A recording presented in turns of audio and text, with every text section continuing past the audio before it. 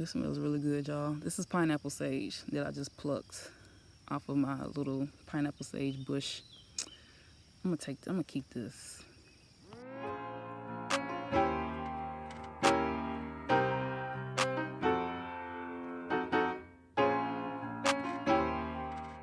Hey y'all, I'm Mocha Mazel, and today I'm going to give you a tour of my luxurious garden. When I first started my garden, I was super excited, and I was so excited to the point I wasn't thinking about recording my process. But basically, I grabbed whatever I saw I had access to, and I put something together. And this is like your beginner's guide if you just kind of want to learn, get your feet wet a little bit, see what the process is, and just using whatever you have available to start your garden. So if y'all are ready, we can go on our tour. So before we go out here, I just want to show y'all my babies, my plants. I will have to insert a picture or something of my hibiscus. It's like they come and they go, like they die so fast. But as you can see, I'm in a rural area, so it's lots of space to grow things. And yeah, let's head to the garden. All right, we are walking. I got my Walmart garden shoes on. This is my garden. I have some pictures of when I initially started it, so I'll put those in, but this is it right now. And basically I'm just gonna give you a a reenactment of how I built my garden. So basically what I did, we have like just like a lot of random stuff was kind of just hanging around. I started to kind of build something with these like wooden beams and poles, but I saw some bricks and I said, yeah, I'll take those. This is where so my uncle had like some tires that were kind of just here chilling, and I know you've seen like the tire garden. So I just grabbed like his extra spare tires that he had laying around, and he was generous enough to let me get any of the extras that he had. So I grabbed the tires, I cleaned them up, I washed them off to the best that I could. So there was a stack of bricks here that we had. Again, I live in a very rural area, so luckily I was able to come up, just grab this stuff without having any issues. But yeah, there was some bricks here. Again, I was going to use these bean poles to see, not bean poles, I can use them as bean poles, but I was definitely going to take these and build a structure with, but I wasn't sure of the sturdiness of them, so yeah. So as a first time gardener, this being my first time ever doing anything um, like this, I definitely made some mistakes. I'm going to show you the mistakes that I made, so hopefully if you're planning on doing something similar, you can avoid them and you can be eating good for a good while. So let's see what we got. Okay, so this was or is my green patch. So rookie mistake, I do not advise that y'all do this. I planted 4 different types of greens in this one section, and I was trying to make the best out of my space, granted, but I wouldn't advise doing this if you have more space. And then I also was conscious of the fact that not to put all the seeds in one plot, so I just threw everything in there. So I got some Swiss chard was growing in here, and I got my weeds growing. No, I have not plucked or tended to the weeds or whatever, but everything's still good on here. Swiss chard, I planted some spinach.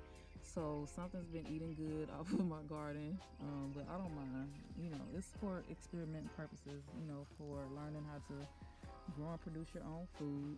I have some kale. I've been eating good off my kale salads, kale saute, whatever, anything kale. I've been planting. I've been picking through these. It was actually more fuller than this, but I've definitely been eating up my spinach. So kale and what else I got planted over here? Some lettuce. So just some lettuce and kale, spinach, and some leeks, I believe.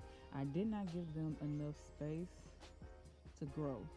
Like, don't do that. Give them space to grow. So I know like they would have been much bigger, more plentiful, more bountiful. Had I just, been conscious of that, but I wasn't. I got some basil growing here. So it's starting to pop out a little bit. And so it's been, I want to say, about 2 months that I started this garden, maybe a little longer, but some basil here. So another reason why I picked these bricks, because of like the little plot holes. I have some dirt in there, and I was intended to grow some more stuff, but I'll just let the grass have it. Okay, so next we have this is cantaloupe.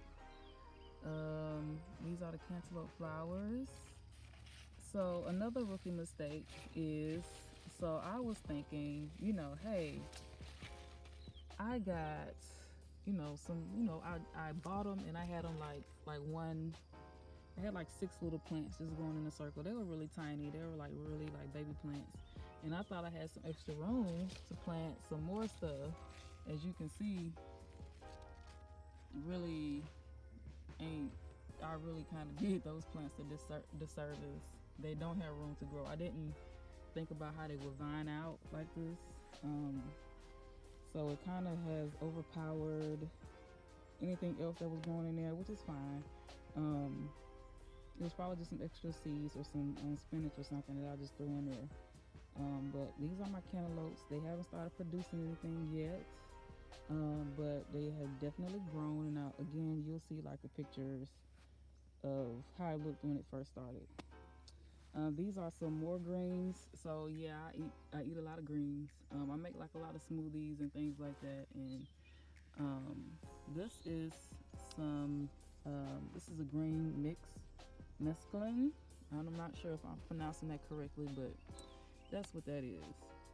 Okay, so lots of grain. And again, I've been eating on those too. So I'll just come out here, pick me some stuff, throw me, something else on there, some fruit or some type of protein of the sort, and I've been eating good on my salad, y'all. Anyway, same thing. So this is these are my watermelon vines. Again, I didn't have good sense to not plant anything else in here. I thought it would be space, but yeah, give your produce that vines out, like watermelon, cantaloupes, cucumbers, things like that, give them room to grow. And I've had to basically direct my watermelon vines out, so they don't get caught up in like the inside of the tires, like in there, you see. So I had to like redirect them, and now they're basically going outwards, which is what I wanted. And yeah, so those are the watermelons. These are collard greens. Again, big rookie mistake. Collard greens, any type of green, anything, give them room to grow. I'll take these, make a lettuce or a wrap or something. Make a sandwich wrap with the greens if you're on a low carb, something of the sort like I am. These are some herbs that I've grown. So I have some sage growing, and I haven't used these. These are more so for aesthetic purposes and like to smell, to burn, etc. So this is sage. And did I label you? Yes, I did. So this is my sage, my garden sage. Can y'all see that? Yeah. This is the sage, and it sprouted out a whole lot. This is, I believe this is pineapple sage or lemon balm.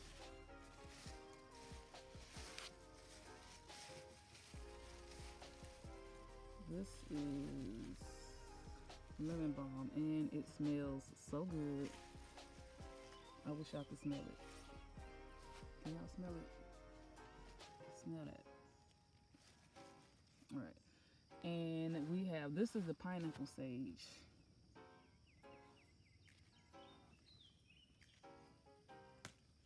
Smell this.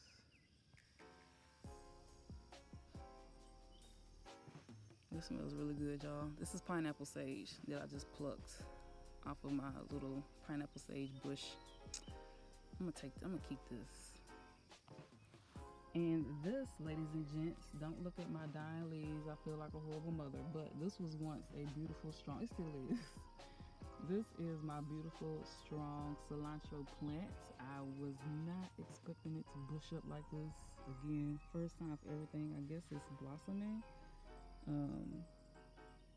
So if anybody's in my area and want to come grab some cilantro, you are free to do so, honey. Free to do so. So these are my herbs. Cilantro, pineapple sage, lemon balm, and this is garden sage. So you would dry them out, burn them, smudge with them, use them as incense, or whatever you would like to do with those. So again, another reference point of why you need to basically give anything that vines out as much room to grow as possible. Like my cucumber plant then basically overtook everything else I got going over here. I'm kind of scared to like dig in there because I don't know what's gonna pop out. So I planted some okra and I'm gonna have to get rid of y'all. So I planted some okra and a cucumber vine in the same plot. The okra grows straight up, so this is what you see peeking out of. Let me see if I can get a bigger angle. That's what you see peeking out of the cucumber vine. But the cucumber vine has basically came along here and wrapped itself around this little pole thing. I was gonna put like a scarecrow or something out here because I was like, I don't want nothing coming out here eating up my strawberries. But y'all, look at my strawberries. I was so excited to plant my strawberries, y'all, and can y'all see? These are my strawberries. Yeah, so I don't know what I was doing all of that protecting for, because they ain't produced nothing. I planted some carrots, pole carrot. Y'all look at my pole carrot. I planted a whole bunch of carrots, y'all, and this is it. It's been months. It's been months. I don't know. Maybe it's a big old carrot down there. I ain't about to dig it up, but maybe it is. But my carrot said no. So, again, I'm a beginner. I'm a rookie. And here are some more greens. I got some basil stuff going over there. Y'all, like cucumber vines, they don't care, baby. They'll wrap themselves around anything. Kind of makes me wonder, like, what y'all got going on. This is supposed to be broccoli. Again, I did not give it enough space to grow. The leaves are sprouting out, but I'm not seeing anything come to like a head. This is some more basil and some more herbs that I planted in there. And let's see. Okay, that's it, y'all. That's everything. And this big bush back here is a muscadine vine. It's been here. I don't know if it produces anything, but this is what this is. If you're not familiar with the muscadine, oh, yo, oh snap! Wait a minute. We got some muscadines growing. Ooh, wait. Ooh, and they're growing everywhere. Okay, take that back. We got some muscadines growing. If you're not familiar with muscadines, I'm going to strongly assume that they are in a grape family. They grow to be about this big, I think. They're kind of like more firmer than grapes. But yeah, that's the muscadine vine. Those are some more greens. Lots and lots of greens. So here's what I've learned as a beginner gardener.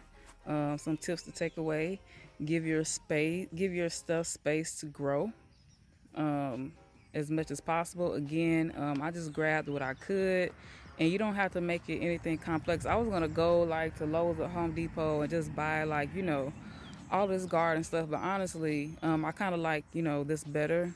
I just grabbed some tires and I painted them. I'll let y'all see the colors. Hold on. I got some spray paint and painted my tires. Now I had, some ambition with painting all of them, but child, I ran out of paint and I was like, I ain't buying no more. Like they'll grow just fine. But ain't it cute though? It's so cute. So, beginner tips for the new gardener, okay? Give your stuff space to grow, especially if you are putting them in like the same section. Um, I'm still eating them, but I think they could have been more bountiful had I given them more space. Um, they love rainwater. Like anytime it rains, it's like they sprout, like they just flourish. So when it doesn't rain, I'll come water it um, like every other day. I don't think it's supposed to water them every day. That's what I was told initially from my elders, whatever information I've been able to get. And let's see. Um, be particular about the type of dirt that you get.